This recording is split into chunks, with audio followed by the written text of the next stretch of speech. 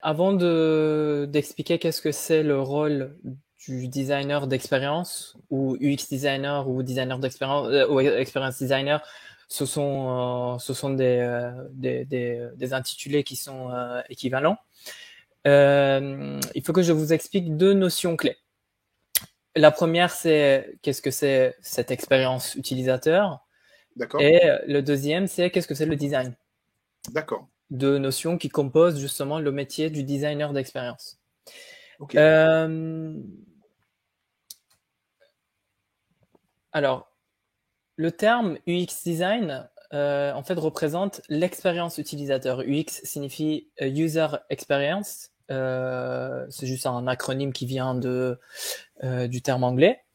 L'expérience utilisateur, c'est l'ensemble de l'expérience vécue par un usager, un utilisateur, Oui. qui interagit avec un produit ou un service. Là, dans notre domaine, on parle souvent, enfin, surtout des services numériques, Oui. mais ça s'applique aussi à d'autres domaines. D'ailleurs, moi, je vais vous présenter en fait mon métier de manière plutôt générique, parce que D'accord. finalement, chez Pega, ça change pas tant que ça. Le métier du designer, c'est presque par définition quelque chose de très universel. Oui. Il y a évidemment des spécificités au contexte du numérique et aussi chez Pega, on a des contraintes spécifiques avec lesquelles on doit travailler. Oui. Mais là, mon but, c'est vraiment de présenter ce métier dans sa, comment dire, dans sa universalité. Donc la deuxième notion sur laquelle on doit être clair, c'est qu'est-ce que c'est le design. Alors, je ne veux pas Oui. partir dans des débats philosophiques sur la question parce que c'est quelque chose qui fait débat même chez les designers.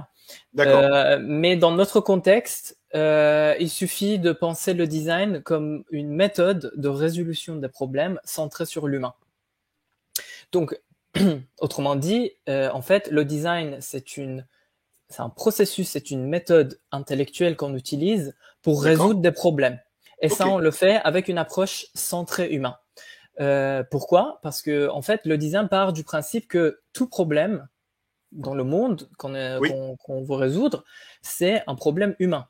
On Oui. fait des choses, on fait même un logiciel, on le fait pour des humains, pour répondre à des besoins humains.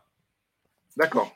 Euh, et là, dans le schéma que vous voyez à l'écran, c'est typiquement les étapes du processus du design. Il faut comprendre, le problème, il faut Oui. définir les solutions, il faut Oui. ensuite concevoir ces solutions, et il faut les prototyper, et ensuite il faut les tester. Et je vais rentrer dans chacune de ces étapes pour vous expliquer quel est mon rôle dans un projet. Super. Tout d'abord, il faut savoir que le UX designer travaille étroitement avec les business architectes comme Imen. On est en fait de rôles plutôt complémentaires. Oui. Donc c'est pour ça que vous allez retrouver certaines Oui. notions que voilà Imen a déjà expliquées. Oui. Pour comprendre, définir et concevoir. On l'a vu tout à l'heure dans la partie business architecte. Exactement. Et jusqu'à là, on travaille étroitement ensemble. D'accord. Sur la partie prototypage et test, c'est plutôt du coup le designer qui est plus impliqué et D'accord. on va voir pourquoi. Euh, alors, peut-être que certains se posent la question de à quoi sert le design. Bah, en fait, fondamentalement, le design sert à s'assurer qu'une solution qu'on propose soit à la fois utile, utilisable et utilisée. Alors, ça veut dire quoi? Ça veut dire que je prends l'exemple d'une chaise, mais ça Oui. s'applique parfaitement aussi à un logiciel ou à une voiture ou n'importe quel objet qu'on crée. En fait, Ouais. tout d'abord, une solution doit résoudre un problème, disons, technique. Il doit faire quelque chose, il doit répondre à un besoin.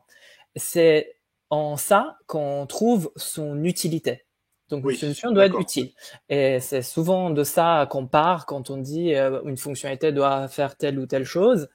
Euh, c'est justement l'utilité de la solution. D'accord. Le deuxième aspect d'une solution, c'est son utilisabilité.